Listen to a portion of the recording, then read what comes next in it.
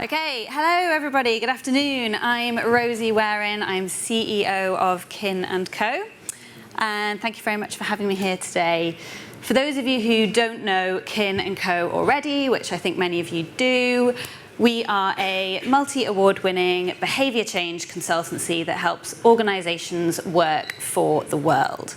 So we work with the likes of O2, BT, Heathrow, TripAdvisor, Grant Thornton and many more to help them drive business performance through culture and purpose.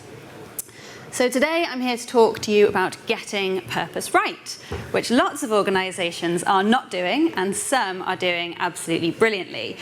Just to get a sense of the people in the room and also to wake you up a little bit, we're just going to do a little game.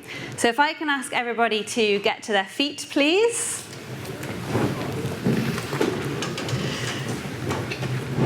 Okay.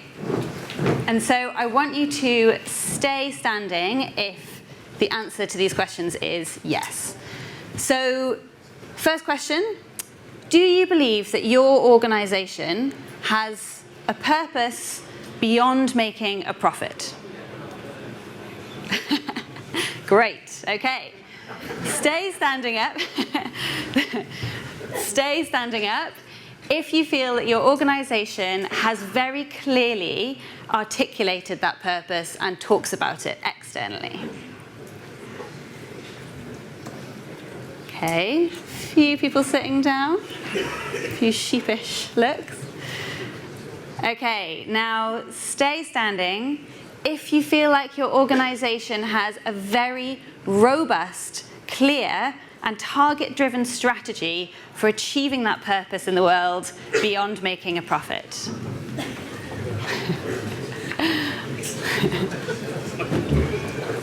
It's quite telling. It's always the one that gets people. We'll see who's got the really good organisations now. People quite proudly still standing up. Okay, stay standing if you feel like your organisation has a clearly articulated purpose beyond profit, a robust strategy sitting underneath it, and also in the day-to-day behaviours of your colleagues, your bosses, and your leadership, you see the purpose sitting at the heart of behaviours and decision making. Okay, well, this is how many people are getting purpose right. So congratulations to you and your organisations. Well done. Have a seat. Okay, so jumping in down this bit. This is not how it usually looks, I hasten to add. This is a picture of a heart. And this, oh my God, it's so exciting. Okay, this is a picture of a heart. And this is just to talk for a second, because most of you in the room know about this already, what we mean when we talk about purpose. And we don't mean a tagline, we certainly don't mean marketing.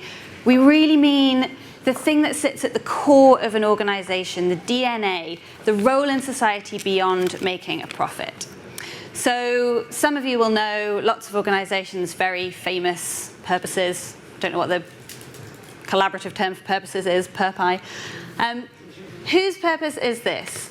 To organise the world's information and make it universally accessible and useful. Very good. Whose purpose is this? To inspire and develop the builders of tomorrow. Oh, someone who?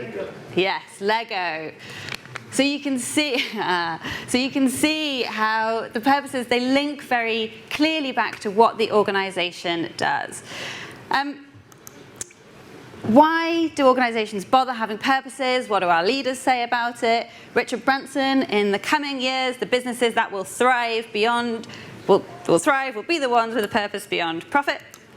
Brian Chesky, having a clear purpose and making sure that purpose comes through the company is probably the most important thing you can do. So why are they so excited about purpose? 4 reasons, and these are slightly dubious icons that don't really correlate with the reasons, so you'll just have to bear with me on that. The first one is resilience, which is this. So if your organization is standing for something beyond making a profit in society, and that is clearly communicated to you, then you feel a strong sense of pride. And this is very easy to measure going up within organizations as they embed purpose more comprehensively through their cultures. Pride in your work having meaning, has a psychological impact that improves your resilience. Second is adaptability, probably the number one thing that organizations need as we move into constant change, and change which is only going to increase.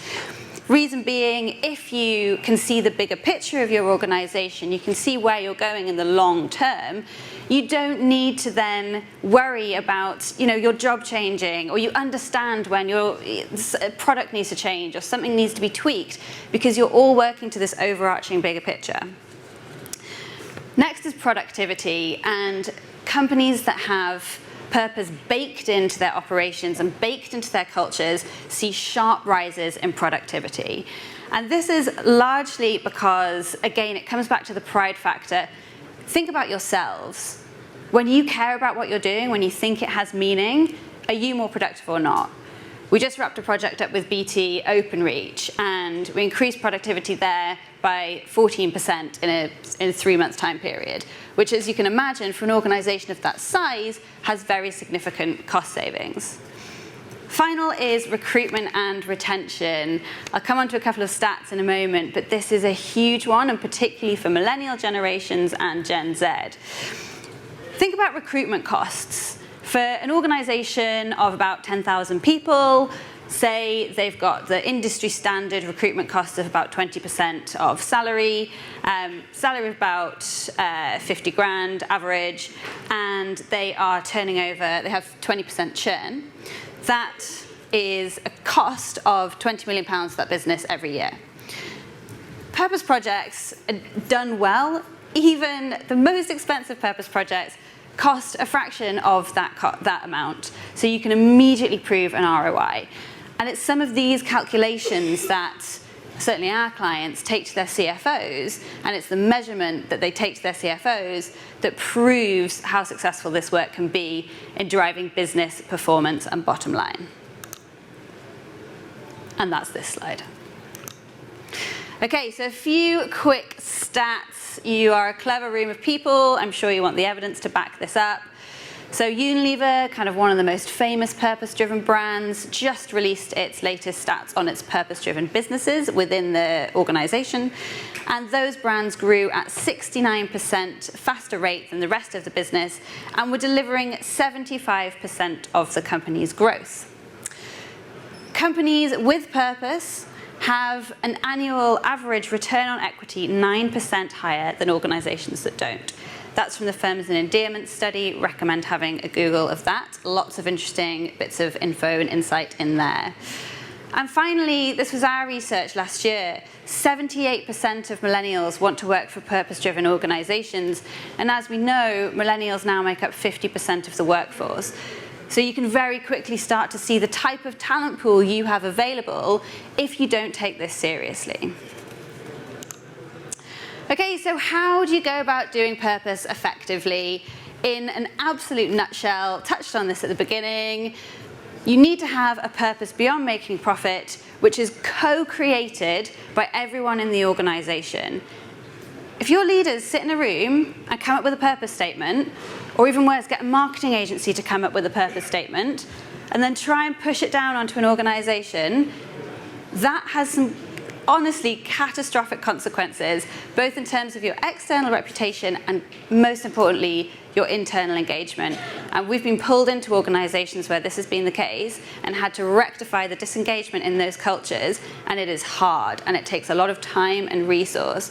Do it right at the beginning, or the kind of trick you can do if that has happened in your business is retrospectively engage the people in the business on what that purpose means to them and do that proper co-creation work.